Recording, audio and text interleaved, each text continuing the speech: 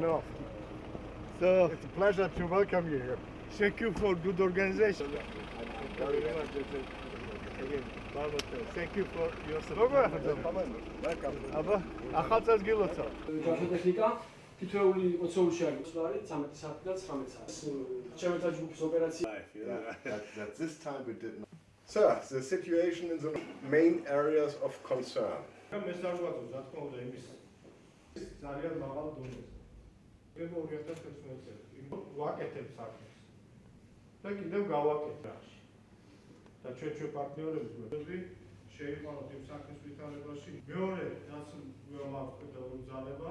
შემიძლია გითხრათ რომ რა თქმა უნდა ჩვენ მიჩვეული ვართ იმ შეფასებას, იმ მაღალ შეფასებას, რომელსაც იღებენ ჩვენი სამხედრო მოსამსახურეები, მაგრამ ნამდვილად აი ამ შეფასების უკან დგას ის ურთულესი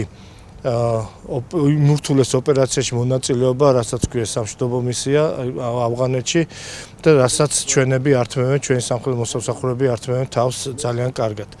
ქართველი სამხედროს სტატუსი, ქართველი სამხედროს პროფესიონალიზმი აღიარებულია ყველა სამხედროს მიერ და არა მარტო სამხედროს მიერ აქ ამ რეგიონში ყველა ჩვენიანი, ყველა სამხედრო მოსამსახურე, ვინც აქ იმყოფება, დარწმუნებულია, რომ აკეთებს ქართულ საქმეს.